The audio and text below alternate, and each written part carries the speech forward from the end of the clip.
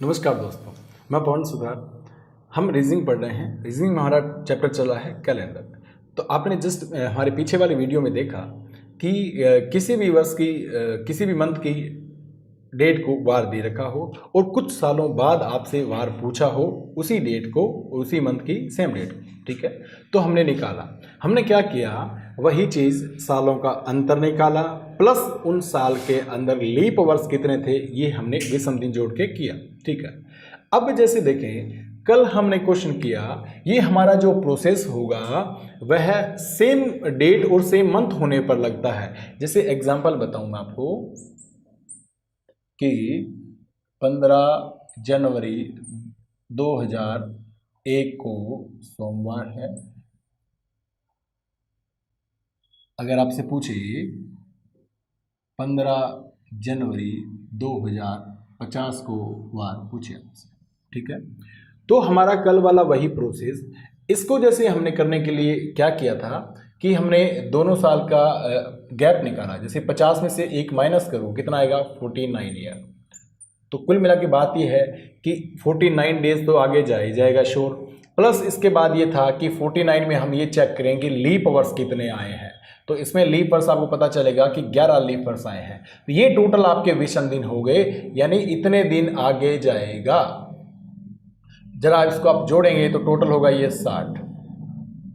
ठीक है, यानी 60 दिन बाद। अब 60 में क्या करेंगे, ये 60 विषम दिन है, 60 में हम भाग देंगे तो कितनी शेष क्या बचेगा, 4 शेष बचेगा।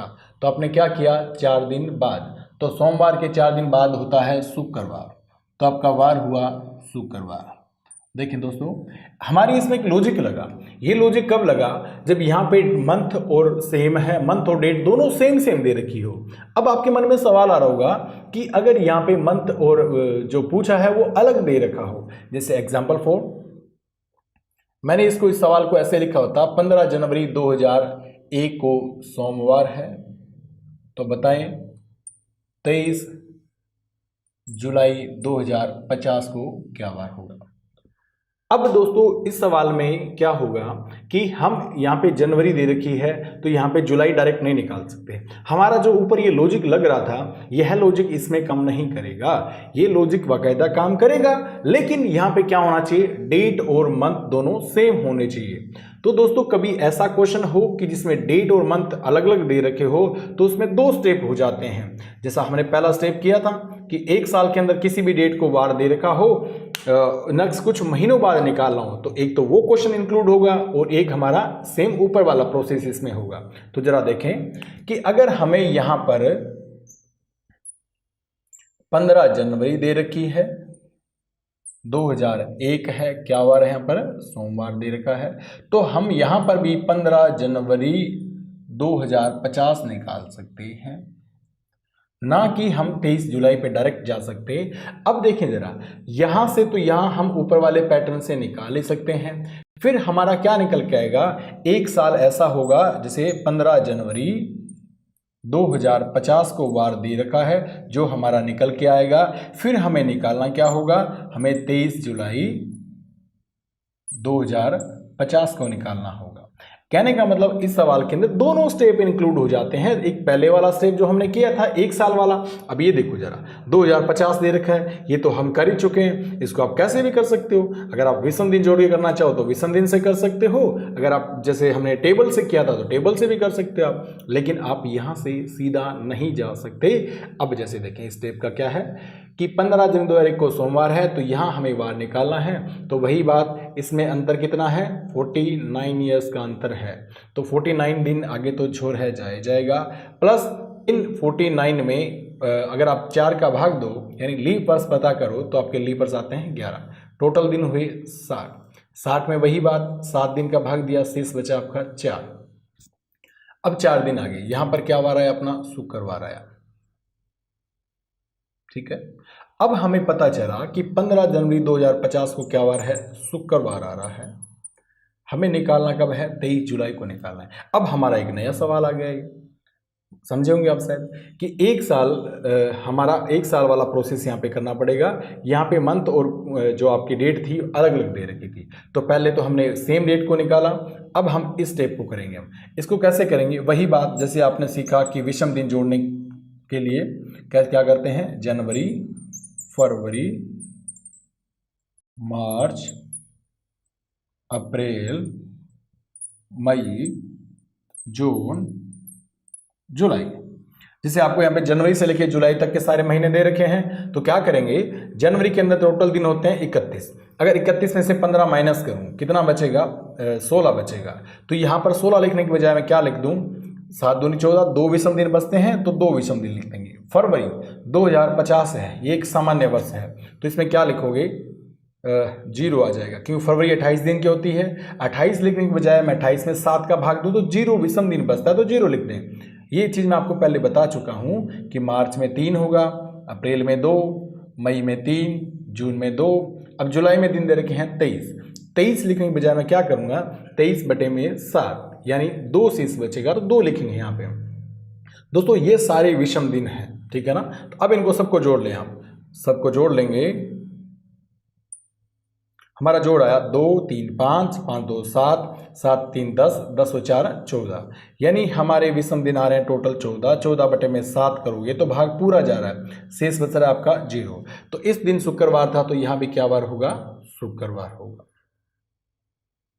ठीक है दोस्तों, तो कहने का मतलब एक बार वापस देखें, अगर आपको किसी भी वर्ष की महीने को वार दे रखा हो और कुछ सालों बाद पूछा हो, अगर डेट और मंथ अलग हो तो हम सीधा नहीं निकाल सकते। इसके अंदर 2 स्टेप आ जाते हैं, एक तो हम ये जो साल का अंतर वाला प्रोसेस है उससे करेंगे, और एक साल वाला करेंगे। ये जो प्रोसेस है आप ऐसे विषम दिन लिख के कर सकते हो, और एक जो मैंने आपको टेबल के अकॉर्डिंग बताया था वैसे भी कर सकते हो। ठीक है दोस्तों, आपको ये समझ आया होगा। बाकी आप कमेंट करके बताएं मुझे कि अगर इसमें और आपकी कोई क्वेरी है तो उसको सोल्व करेंगे।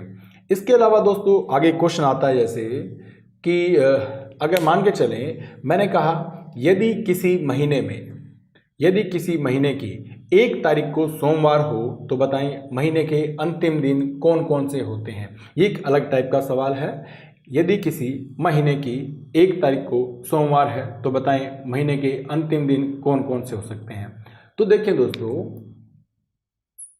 वो कह रहा है 1 तारीख को सोमवार है। 1 तारीख के बाद अगला सोमवार कब आता है, 8 तारीख को। अगला आता है हमारा 15 को, अगला आएगा हमारा 22 को, फिर आएगा 29 तारीख। दोस्तों इसने सवाल में क्या कहा है, सिर्फ इतना कहा है यदि किसी महीने की 1 तारीख को सोमवार हो तो बताएं महीने के अंतिम दिन कौन कौन से हो सकते हैं।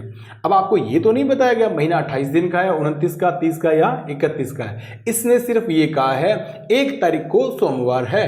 तो आप क्या करेंगे, आप चारों दिन मान के चलेंगे, चारों महीने मान के चलेंगे कि महीना 28 का भी हो सकता है, महीना 29 का हो सकता है, महीना 30 का हो सकता है, महीना 31 का भी हो सकता है। अब देखें दोस्तों, इसने अंतिम दिन पूछा है। अगर मान के चलो महीना हमारा 29 दिन का है, तब तो यहां पर क्या वार होगा, सोमवार होगा। अगर महीना 28 दिन का होता तो आप क्या कहते, यानी सोमवार से एक दिन पहले क्या वार होगा, रविवार होगा। तो आपके अंतिम दिन था 28 तारीख, तो आपका हुआ रविवार। अगर महीना 29 दिन का है तो आपका हुआ सोमवार। अगर महीना आपका 30 दिन का है तो 29 तारीख को सोमवार है, 30 तारीख को क्या वार होगा, मंगलवार। और अगर महीना 31 दिन का है तो यहाँ पे क्या वार होगा, बुधवार। ठीक है दोस्तों, सवाल देखें वापस। इसने कहा था यदि किसी महीने की 1 तारीख को सोमवार है तो अंतिम दिन कौन कौन से हो सकते हैं। अब अंतिम दिन 28 होता तो क्या वार था, रविवार। 29 होता तो सोमवार, 30 होता तो मंगलवार, 31 का है तो बुधवार है। तो आपका रिप्लाई होना चाहिए कि अंतिम दिन रविवार या सोमवार या मंगलवार या बुधवार हो सकता है। इसी के अलावा दूसरा क्वेश्चन देखें दोस्तों। जैसे मैंने क्वेश्चन कहा यदि किसी महीने की 2 तारीख को सोमवार आ रहा है तो बताएं अंतिम दिन महीने के कौन कौन से हो सकते हैं। अब देखो इसी के अकॉर्डिंग वो सवाल है, वो कह रहा है यदि किसी महीने की 2 तारीख को सोमवार है तो बताएं अंतिम दिन कौन कौन से हो सकते हैं। तो वही बात दोस्तों, देखो 2 तारीख को सोमवार है तो 1 तारीख को क्या वार रहा होगा, रविवार। 1 तारीख को रविवार है। अगर महीना 29 दिन का है तो 29 को भी क्या वार होगा, रविवार होगा। अगर महीना 28 का है तो क्या वार हुआ, शनिवार होगा। अगर महीना 30 का है तो क्या वार होगा, सोमवार होगा। अगर महीना 31 का है तो क्या वार होगा, मंगलवार होगा। ठीक है।